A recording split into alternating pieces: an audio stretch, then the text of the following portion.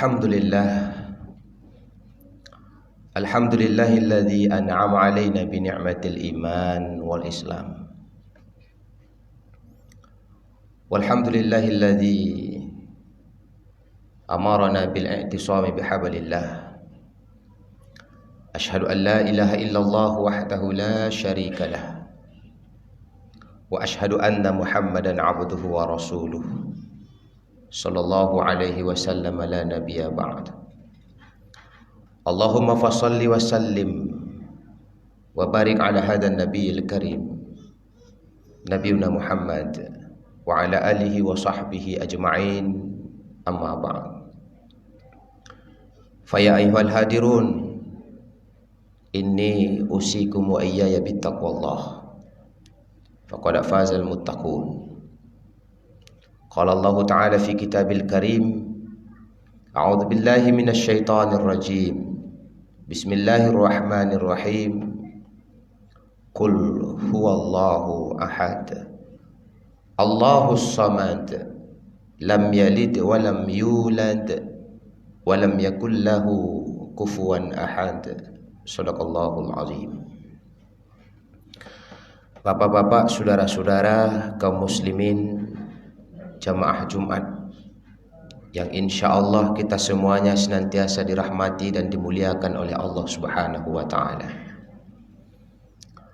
Tiada lafaz paling indah di hadapan Allah melainkan lafaz syukur, memuji Rabb pencipta kita. Bersyukur karena Allah masih berikan kesehatan. Kita bersyukur karena Allah masih memberikan kita kekuatan. Ucapan syukur keluar dari seorang bibir hamba karena masih Allah berikan kesempatan untuk melanjutkan ubudiyah kepada Allah Subhanahu wa ta'ala. Ada satu nikmat iman dalam hati kita, yang nikmat iman ini tidak bisa dibeli dengan apapun, tidak bisa dinilai dengan apapun. Dengan iman inilah dasar kita untuk berani melangkahkan kaki, mengayunkan tangan, meninggalkan seluruh kepentingan kita di luar sana, bersama hadir di rumah Allah, memenuhi panggilan wajib kepada sebagai seorang muslim, yaitu melaksanakan ibadah Jumat secara berjamaah, yang alhamdulillah sekarang tengah kita laksanakan. Sembari dari itu, selawat dan salam tak bosan kita selalu sampaikan kepada Allah. Semoga tercurah selalu buat arwah junjungan alam, putranya Abdullah, buah hatinya Aminah, ayahandanya Fatimah, suaminya Khadijah. Dialah baginda Rasulullah Nabiuna Muhammad sallallahu alaihi wasallam. Allahumma salli wa sallim ala Muhammad wa ala ali Muhammad. Bapak-bapak, saudara-saudara kaum muslimin jamaah Jumat yang berbahagia. Pada kesempatan yang baik ini tentu selaku khatib tidak akan bosan untuk mengajak, menghimbau kepada kita semua. Tentu lebih-lebih kepada diri khatib sendiri sebagai pribadi. Teruslah kaum muslimin, teruslah manfaatkan sisa umur yang masih Allah berikan ini untuk terus mendekatkan diri kepada Allah Subhanahu wa ta'ala. Milikilah iman dan takwa, milikilah ibadah yang luar biasa, karena demi Allah itulah yang akan bisa kita andalkan ketika datang waktunya menghadap Allah Subhanahu wa ta'ala. Apa yang kita banggakan selama ini bakal tinggal, semuanya akan tinggal.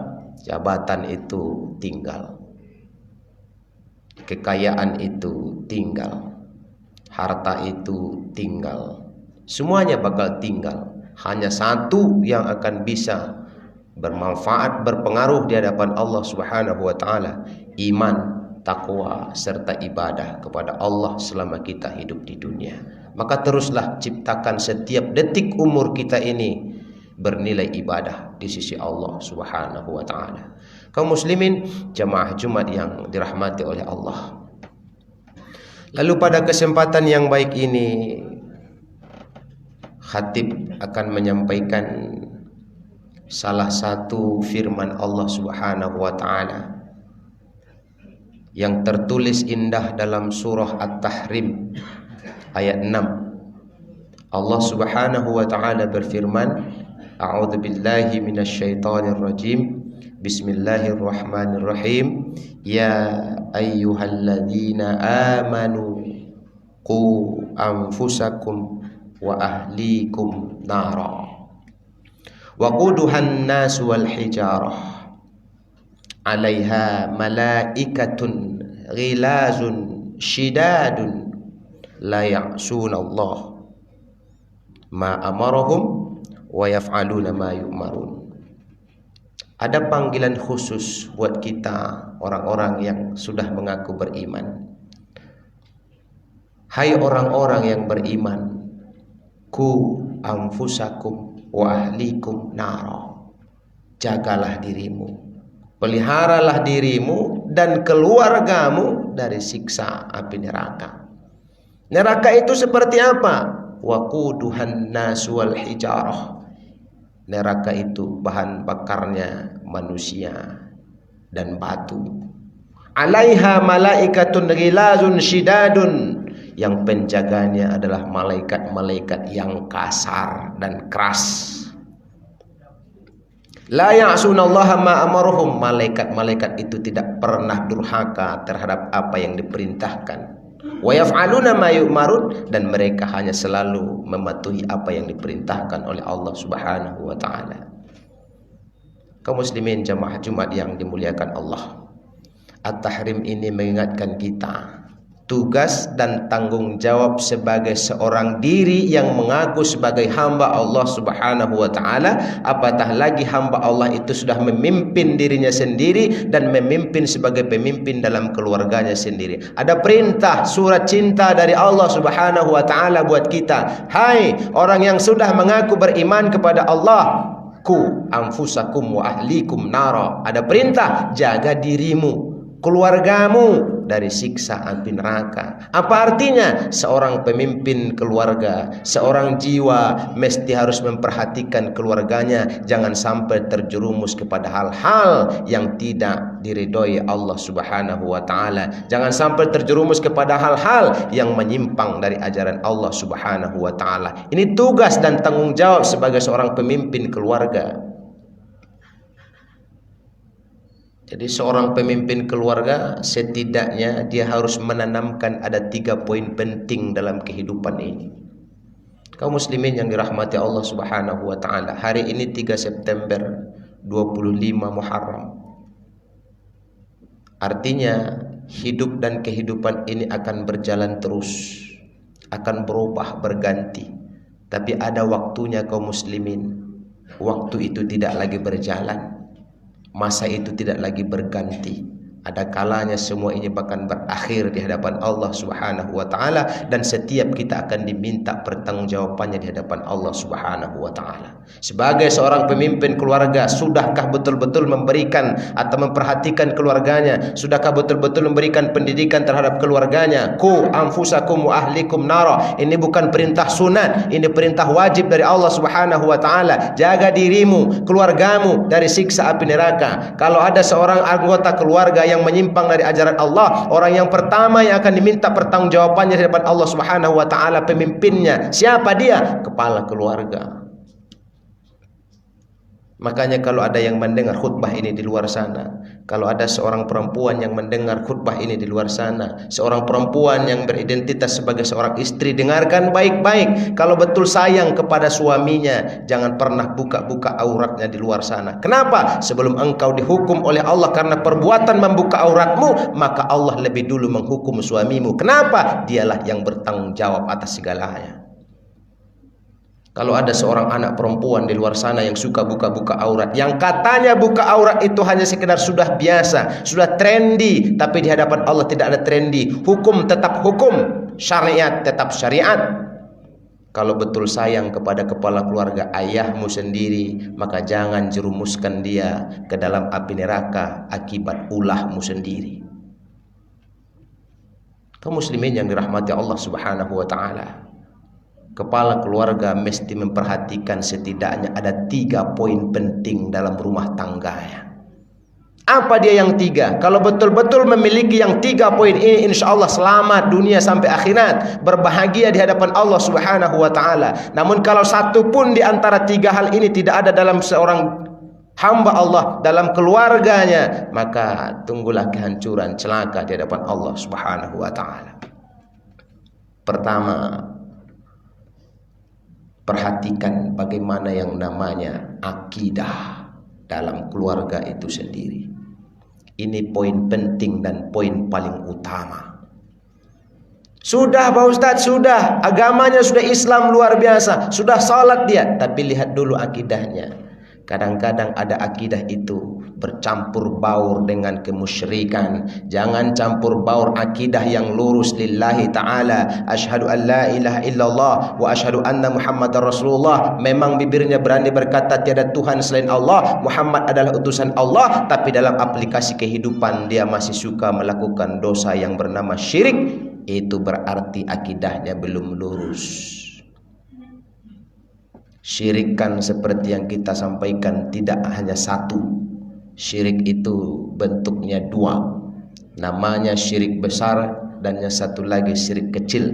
Syirik besar kayaknya tidak ada satupun kita yang ikut bagian syirik besar. Kenapa? Rasanya tidak ada yang menyembah matahari, tidak ada yang menyembah kayu, tidak ada yang beribadah di gereja. Itu syirik besar semuanya. Tapi ketahuilah kaum muslimin, kita ini orang muslim sering terjebak yang namanya syirik kecil. Apa contohnya syirik kecil? Sejak saya berobat ke dokter itu, barulah penyakit saya sembuh. Allahu Akbar. Dalam tak sadar kita sudah melakukan yang namanya dosa syirik. Memang betul Allah mengajarkan innallaha la yughayyiru ma biqaumin hatta yughayyiru ma bi anfusihim. Allah tidak mau merubah nasib seseorang sebelum seseorang itu mau merubahnya sendiri. Kalau memang dia sakit, berobat kepada siapa? Orang yang mungkin ada hak patennya untuk mengobati, jalan berusaha untuk sembuh. Siapa dia? Dokter. Bawa ke dokter, itu ikhtiarnya, usahanya. Namun yang memberikan kesembuhan sama sekali bukan dokternya, tapi yang berikan kesembuhan itu adalah Allah Subhanahu wa Ta'ala. Logika memang kalau ada 2 orang sakit datang ke dokter yang sama. Mereka datang diperiksa, setelah diperiksa penyakitnya ternyata sama. Lalu kata dokter apa? Penyakit bapak berdua sama, maka saya akan berikan resep yang sama. Ternyata apa yang terjadi kaum muslimin? 3 hari setelah itu yang satu sembuh, yang satu tidak sembuh. Kenapa? Bukankah katanya penyakitnya sama? Bukankah dokternya sama? Bukankah resepnya sama? Kenapa yang satu sembuh, yang satu tidak sembuh? Pertanyaannya, siapa yang berikan kesembuhan? Yang satu Allah izinkan sembuh, yang satu lagi belum Allah izinkan sembuh. Dokter itu siapa? Hanya jalan berusaha untuk mendapatkan kesembuhan. Kaum muslimin, jamaah Jumat yang dirahmati Allah, banyak lagi dosa syirik yang kita lakukan, yang menurut orang hari ini biasa saja, padahal akidahnya digorogoti oleh amalan-amalan syirik yang dia lakukan. Apalagi contohnya, ini di tengah masyarakat sudah membudaya, bahkan dia merasa itu milik Islam. Kalau tidak dipakai, tidak dilaksanakan, tidak afdol sebuah kegiatan. Apa dia? Ulang tahun pakai tiup-tiup lilin. Ini masih contoh kecil saja.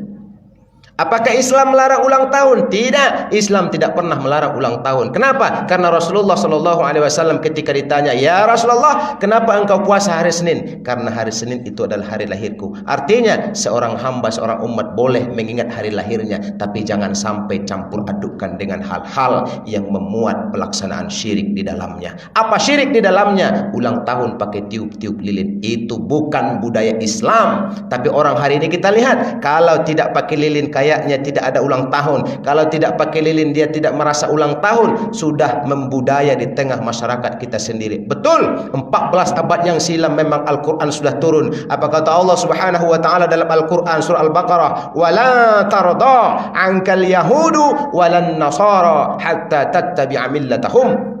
Orang Yahudi, Nasrani tidak akan pernah senang kepada kita umat Islam sebelum kita mau mengikuti millah mereka. Buka tafsir Al-Azhar Buya Hamka, buka tafsir Al-Misbah Quraisy Shihab. Apa kata millah di sana? Millah itu diartikan budaya-budaya, kebiasaan-kebiasaan. Artinya apa? Yahudi, Nasrani tidak akan pernah senang kepada kita umat Islam sebelum kita mau mengikut budaya dan kebiasaan mereka. Itu baru contoh kecil saja. Lihatlah orang yang ulang tahun pakai tiup lilin. Apa yang diajarkan? Sebelum tiup lilin disuruhlah anak berdoa. Setelah itu baru ditiupnya lilin itu. Tidak ada diajarkan dalam Islam. Kalau memang harus ulang tahun siapa? Bagaimana? Syukur atas nikmat Allah masih diberikan umur. Lalu bagaimana bersyukur? Undang anak yatim, bacakan doa, bacakan ayat Allah di dalamnya. Itu lebih baik di hadapan Allah Subhanahu wa taala. Kaum muslimin, jamaah Jumat yang dirahmati Allah. Satu waktu pernah kami ada kerjasama dengan salah satu koran di Kota Padang, meliput satu daerah di Kota Padang. Kebetulan malam itu adalah malam Imlek, malam tahun baru. Lalu kami meliput ke dalam. Apa yang terjadi? Ramai bukan main. Rupanya ada antrian pembagian sembako. Kita coba telusuri siapa yang ada di dalam. Ternyata yang antri itu adalah umat Islam itu sendiri. Ketika coba kami masuk ke dalam, ada namanya hiburan barongsai. Kami coba lihat, begitu istirahat kami coba telusuri ke dalam siapa yang bermain di barongsai itu. Yang bermain di dalam adalah umat Islam itu sendiri. Bayangkan, umat Islam membesarkan budaya orang. Ketika ditegur dia berkata, tidak, kami kan hanya sekedar cari makan, kami kan hanya sekedar ikut-ikut saja, bukan merayakan. Rasul jawab langsung dalam hadisnya, man tasyabbaha biqaumin fahuwa minhum. Siapa yang menyerupai satu kaum, maka dia akan digolongkan kaum itu sendiri. Lalu siapa yang bertanggung jawab memperhatikan ini semua? Tentu tidak lain dan tidak bukan adalah ku anfusakum wa ahlikum nara, kepala keluarga itu sendiri. Kaum muslimin jamaah Jumat yang dirahmati Allah, akidah mesti harus lurus. Akidah mesti harus benar. Apa makna asyhadu an la ilaha illallah? La ilaha illallah. Tiada Tuhan selain Allah. Itu bukan hanya sekedar ucapan, itu bukan hanya sekedar pemanis bibir, itu bukan hanya sekedar pengakuan, tapi buktikan dalam aplikasi kehidupan. Kalau memang bibir sudah berani berkata la ilaha illallah Muhammadur Rasulullah, tiada Tuhan selain Allah, Muhammad adalah utusan Allah, apa makna di baliknya? Cukup Allah satu-satunya tempat menyembah. Cukup Allah satu-satunya tempat berlindung. Cukup Allah satu-satunya tempat meminta. Allah segalanya dalam hidupnya. Kaum muslimin yang dirahmati Allah Subhanahu wa taala. Akidah, hati-hati dengan akidah. Untuk apa Islam ini kita bangga-banggakan sementara pondasinya rapuh? Apa pondasinya? Itulah akidah itu sendiri. Lagi-lagi tugas dan tanggung jawab siapa? Tentu tanggung jawab seorang kepala keluarga yang akan diminta pertanggungjawabannya di hadapan Allah di hari kemudian kelak. Kaum muslimin jamaah Jumat yang dimuliakan Allah. Lalu yang kedua, apa yang mesti ada dalam diri kita dan keluarga kita? Di samping akidah lurus, bagus, yang kedua adalah ibadah. Akidah sudah dimilikinya, lalu barengi dengan ibadah pada Allah Subhanahu wa taala. Ingat firman Allah Subhanahu wa taala, "Wa ma khalaqatul jinna wal insa illa liya'budun." Tidaklah aku ciptakan jin manusia illa liya'budun, kecuali hanya menyembah kepada Allah Subhanahu wa taala, beribadah kepada Allah Subhanahu wa taala. Lalu orang sekarang berkata, bukankah ibadah itu hanya salat saja? Bukankah ibadah itu hanya di masjid saja? Bukankah ibadah itu hanya haji dan umroh saja? Engkau salah, saudaraku. Yang ibadah itu cakupannya luas sekali. Jika engkau seorang pedagang, cari ibadah dalam berdagang. Jika engkau seorang pejabat, cari ibadah dalam menjabat. Apapun profesi yang kita miliki saat ini, ciptakan ada ibadah di dalam kegiatan itu sendiri. Saya hanya sekedar bekerja buruh, jadikan itu ibadah. Luruskan niat untuk menghidupi keluarga, untuk melanjutkan ibadah kepada Allah Subhanahu wa taala, maka kerja buruh itu pun akan bernilai ibadah di hadapan Allah Subhanahu wa taala. Bukankah Allah, Rasul kita sudah mengajarkan innamal a'malu binniyat wa innama likulli imri'in ma nawa. Segala sesuatu mesti didasari dengan niat, dan apa yang kita niatkan bakal itulah yang akan kita dapatkan di hadapan Allah Subhanahu wa taala. Akidah sudah lurus, ibadah sudah mantap. Lalu yang ketiga yang mesti ada adalah akhlak. Apa maksud akhlak? Akhlak itu terbagi dua. Satu akhlak kepada Allah, yang kedua akhlak kepada sesama makhluk. Itulah yang kita kenal dengan istilah hablum minallah wa hablum minan nas. Satu pun di antara dua ini tidak ada, maka kita belum akan selamat di hadapan Allah Subhanahu wa taala. Bagaimana akhlak kita kepada Allah? Artinya apa? Kewajiban kita kepada Allah sudah seperti apa? Salatkah dia? Salat. Hajikah dia padahal dia sudah mampu haji? Infakkah dia padahal sudah mampu infak? Mengajikah dia padahal Al-Quran sudah diturunkan kepadanya? Mengaji, dia baca firman Allah. Itu hanya baru sekedar akhlak kepada Allah. Bagaimana akhlak kepada sesama makhluk? Kepada sesama makhluk siapa? Tentu dalam sebuah keluarga ada suami istri, istri pada suami, suami kepada istri, anak kepada orang tua kepada anak.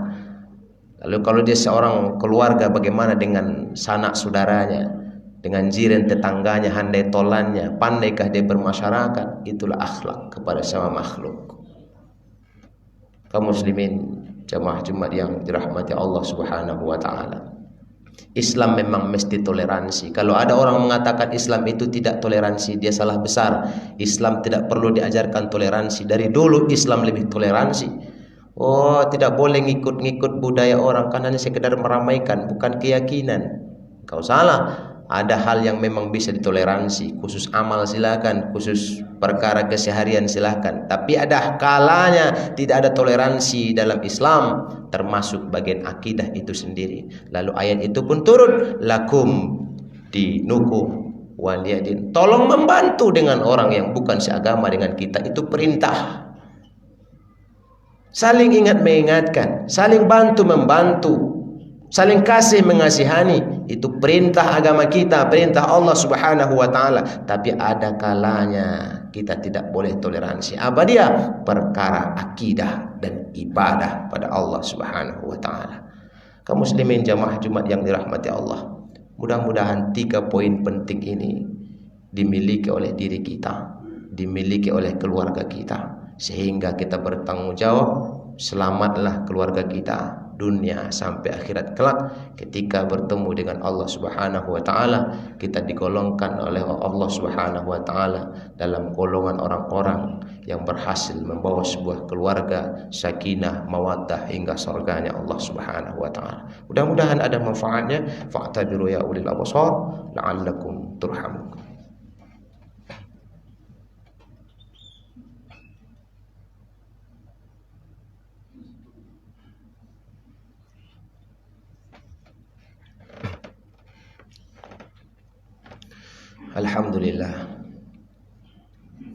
Alhamdulillahi rabbil alamin wal aqibatu lil muttaqin wala udwana illa 'alal zalimin. Asyhadu an la ilaha illallah al malikul haqqul mubin wa asyhadu anna Muhammadan 'abduhu wa rasuluh sallallahu alaihi wasallam la nabiyya ba'd. Ayuhan nas ittaqullaha haqqa tuqatih wa la tamutunna illa wa antum muslimun. Isma qala Allah Ta'ala fi kitabil karim, a'udzu billahi minasyaitonir rajim, bismillahirrahmanirrahim, wal 'ashr innal insana lafi khusr illa alladziina amanu wa 'amilus shalihat wa tawashaw bil haqq wa tawashaw bis sabr. Allahumma shalli ala Muhammad wa ala ali Muhammad kama shallaita ala Ibrahim wa ala ali Ibrahim wa barik ala Muhammad wa ala ali Muhammad kama barakta ala Ibrahim wa ala ali Ibrahim fil alamin innaka Hamidum Majid. Allahumma ighfir lil muslimina wal muslimat wal mu'minina wal mu'minat al ahya'i minhum wal amwat innaka sami'un qaribun mujibud da'wat Amin ya Allah ya qadiyal hajat. Rabbana zalamna anfusana wa illam taghfir lana wa tarhamna lanakunanna minal khasirin. Allahumma inna nas'aluka imanan daiman wa qalban khashi'an wa rizqan wasi'an halalan tayyiban wa amalan maqbulan wa ilman nafi'an bitijarati lan tawura birahmatika ya arhamar rahimin. Allahumma inna nas'aluka al-'afwa wal 'afiyata fid din wad dunya wal akhirah wa la tu'azzibna ya Allah fi yaumil qiyamah innaka ghafurur rahim. Rabbana hab lana min azwajina wa zurriyyatina qurrata a'yun waj'alna lil muttaqina imama.